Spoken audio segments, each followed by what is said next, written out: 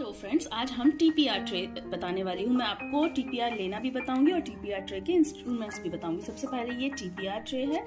इसमें हमारे साथ होगा पेपर बैग। पेपर बैग कैसे बनाना है और इसके क्या क्या यूज है मैं सारी वीडियोस में आपको बता चुकी हूँ। तो आज हम सीधा स्टार्ट कर रहे हैं। और ये है ग्लव्स। किसी भी प्रोसीजर के पहले हमें ग्लव्स वेयर करना है।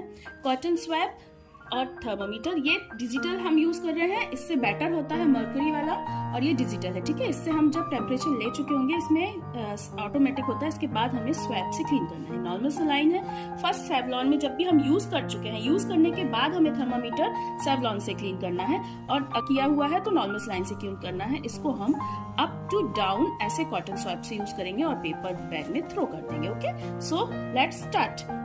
अभी इसके बाद इधर टीपीआर, ये हमारा टीपीआर चार्ट है। हम पेशेंट की फाइल में ऐसे लगाते हैं। कई बार ये प्रिंटेड भी आता है और ये नहीं है हमारे पास, तो हम ऐसे बनाते हैं। इसको हम बनाएंगे रेड लाइन से पूरा बनाएंगे और ब्लू से हम मेंशन करेंगे।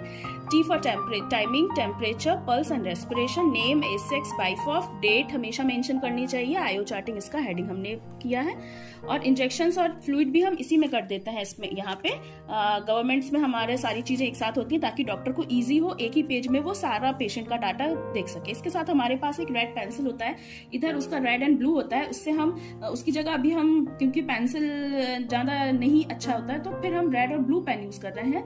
हमें सिर्फ रेड से अंडरलाइन और हेडिंग्स डालने हैं और टेम्परेचर मेंशन करना है। बट अगर टेम्परेचर हाई टेम्परेचर आ रहा है, मतलब पायरेक्सिया के अंतर्गत आ रहा है, तो हमें रेड से उसको अंडरलाइन करना है ताकि डॉक्टर्स की नजर उस पर एकदम से जाए, हाईलाइट हो और नजर जाए कि इसका टेम्परेचर हाई है। चलिए अब मैं आपको टेम्परेचर्स के नॉर्मल वैल्यूज बताऊंगी। नॉर्मल वैल्यूज में न्यूबॉर्न्स में, इसमें अभी हम पहले नॉर्मल वैल्यूज की बात करेंगे। तो न्यूबॉर्न्स में नॉर्मल वैल्यू है 97 to 100 फ़ारेनहीट। 100 में भी ये नॉर्मल ही होता है, क्योंकि एकदम न्यूबॉर्न होता है तो बेबी मम्मा के बूम से निकलता है, तो उसका इतना भी टेम्परेचर नॉर्मल ही है। 1 ईयर में ये 99 to 99.7 डिग्री फ़ारेनहीट तक भी नॉर्मल है।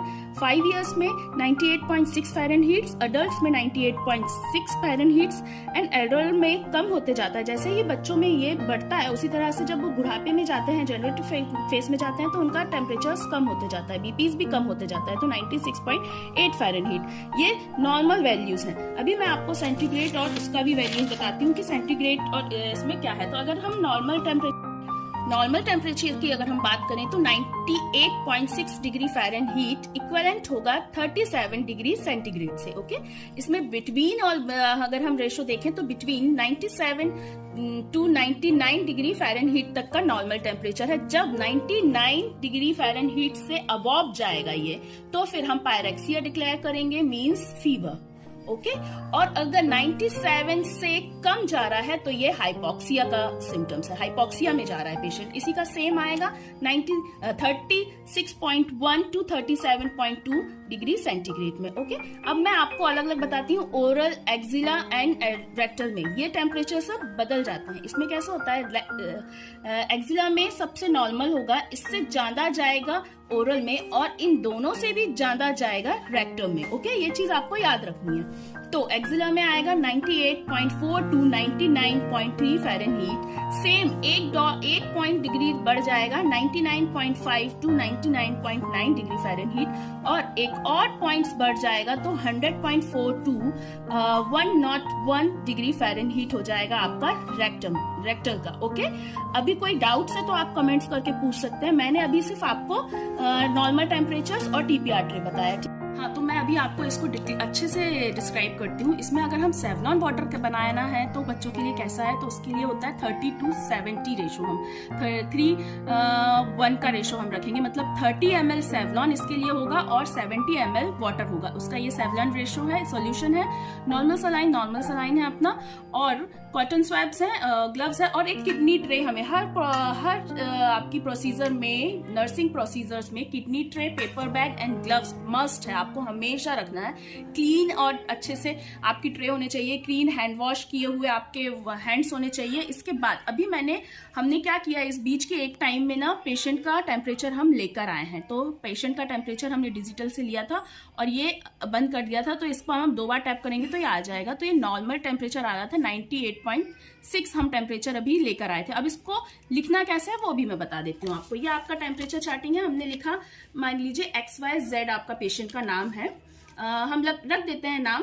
हमने लिया था एक्चुअली सुमंत्री पेशेंट का, है ना, सुमंत्री पेशेंट है, उसकी एज है 37 ईयर्स, फीमेल, ऐसे हम लिखेंगे, wife of I am not remember actually, और टाइम हमने डाला 8 PM। अभी हमको इसका लिखना है 98.6 डिग्री फ़ारेनहीट, पल्स है उसकी 98। अच्छा, एक बात याद रखने वाली बात है, जब आपका टेम्परेचर आता है तो उसी अकॉर्डिंगली पल्स आती है हमेशा। पल्स मोस्टली आपके टेम्परेचर के साथ ही इक्वलेंट होती है, और जब आपके टेम्परेचर हाई होगा, पल्स हाई होगा, तो साथ में आपका बीपी भी हाई होगा। इससे आप हमेशा नॉर्मली पहले के जो आदमी थे ना, वो ऐसे पल्स आपको देखकर ही पहचान लेते थे ना फीवर है कि नहीं, तो वो वही रेशो है कि पहचान लेते हैं। और एक बात, हमेशा आपको ये 2 फिंगर्स से ही आपको पल्स लेना है, कभी थंब से नहीं लेना है, क्योंकि थंब में आपकी खुद की ही एक पल्स चलती रहती है, तो आपको ऐसे पल्स लेना है। पल्स हमेशा कम से कम 2 मिनट तक के अच्छे से लेनी है। और इसके बाद मैंने 98 हमने पल्स मेंशन किया था, उसको हम लिखते हैं प्रति मिनट। और रेस्पिरेशन हम आराम से लेंगे, रेस्पिरेशन 16 to 22 नॉर्मल पर मिनट होती है एडल्ट्स में, तो मुझे 20 मिली है। ओके, इसके आगे के इंजेक्शंस इसमें 2 ही मिनट है आपके पास, कम से कम 2 मिनट आपको पेशेंट को देना है। उस 2 मिनट में आपने सबसे पहले टेम्परेचर, आपने थर्मामीटर लगा दिया था, उसमें आपने 1 मिनट में आपने पल्स ले लिया और 1 मिनट में आपने रेस्पिरेशन ले लिया। आपके 2 मिनट भी अच्छे से यूज हो गए, पेशेंट का भी हो गया। इसके बाद आप 1-2 मिनट IPR मेंटेन करें, पेशेंट को हेल्थ टॉक दें, उसको टाइडी रखने के लिए बात करें।